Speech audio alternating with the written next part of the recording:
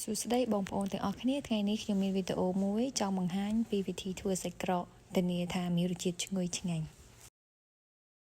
ឥឡូវយើងមកមើលគ្រឿងផ្សំទាំងអស់គ្នាយើងត្រូវមានទឹកខ្ញី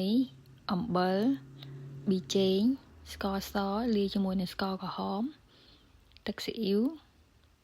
ម្សៅស៊ុបហើយចុងក្រោយអ្វីដែលយើងខ្វះអត់បាននោះគឺយើងប្រើស្រាហើយនេះគឺស្រា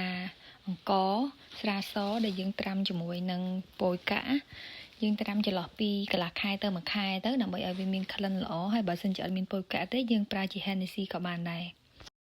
ហើយចំពោះបរិមាណវិញខ្ញុំនឹងបង្ហាញនៅខាងចុងវីដេអូហើយឥឡូវនេះយើងចាប់ផ្ដើមលាយគ្រឿងផ្សំទាំងអស់នឹងចូលគ្នាមកស្ករម្សៅស៊ុបទឹកស៊ីអ៊ីវ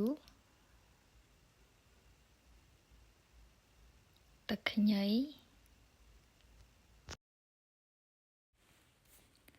ប៊ីចេងអំបិល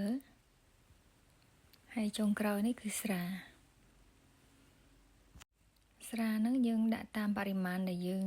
ចូលចិត្តណាបើសិនជាវាអត់សូវមានក្លិនខ្លាំងទេយើងថែមតិចទៀតមកដើម្បីឲ្យវាមានក្លិននៅនឹងវាបានឈ្ងុយល្អហើយយើងកូរគ្រឿងនឹងឲ្យវារលាយឲ្យសព្វមកហើយបន្ទាប់មកយើងចាប់ផ្ដើមដាក់សាច់ជាមួយនឹងខ្លាញ់ជ្រូកដែលយើងបានហាន់ហើយចូលមកដើម្បីច្របល់វាឲ្យសព្វមក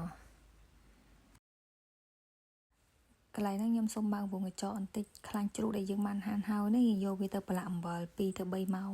បន្ទាប់មកយើងលាងទឹកវិញហើយយើងយកវាទៅស្រុះទឹកដែលចិត្តពុះស្រុះវាតាមមួយភ្លុកហើយយើងត្រូវលើកវាឡើងមកវិញ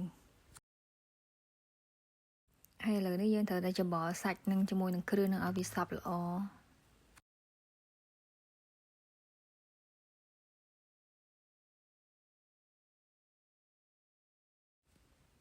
ហើយបន្ទាប់ពីយើងច្របល់សព្វហើយមុននឹងយើងច្រកគឺយើងអាំងភ្លក់ទីសិនយើងដើម្បីដឹងថារសជាតិវានឹងល្មមយើងចូលចិត្តហើយបន្ទាប់ពីយើងអាំងភ្លក់ហើយគឺវាល្មមហើយយើងអាចចាប់ផ្ដើមច្រកបានហើយនេះពោះវៀនដែលខ្ញុំប្រើម៉ាក់នេះពោះវៀនហ្នឹងវាល្អប្រើហើយប៉ុន្តែគ្រាន់តែថាពេលដែលច្រកទៅវារៀងសាច់នឹងធំណាខ្ញុំចង់បានរៀងទូចដែរបើសិនជាអ្នកទាំងអស់គ្នាមានស្គាល់ម៉ាក់ណាល្អហើយវារៀងទូចជាងហ្នឹងអាចជួយណែនាំផង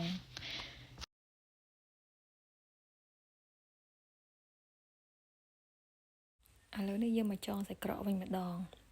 តាមទំហំដែលយើងចង់បានប៉ុន្តែកុំធំពេកខ្លាចវាអត់ឆ្អិនល្អខាងក្នុង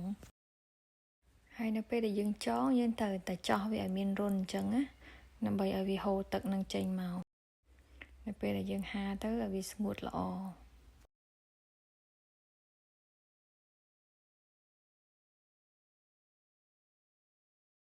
ឥឡូវនេះយើងចងសាច់ក្រកហើយយើងយកវាមកលាងទឹកម្ដងប៉ុន្តែទឹកហ្នឹងគឺយើងអត់លាងទឹកត្រជាក់ទេគឺយើងដាំទឹក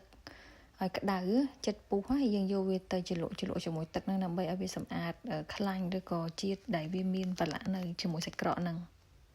ហើយនៅពេលដែលយើងលាងហើយយើងយកទៅហាលប្រហែលជា3ទៅ4ថ្ងៃហើយយើងហាលជាមួយនឹងពន្លឺថ្ងៃក្តៅហ្នឹងតាមមួយថ្ងៃទេថ្ងៃបន្ទាប់យើងហាលតែខ្យល់ទេហើយនេះជាបរិមាណគ្រឿងផ្សំដែលខ្ញុំបានធ្វើហ្នឹងហើយអរគុណសម្រាប់ការទស្សនាវីដេអូមួយនេះ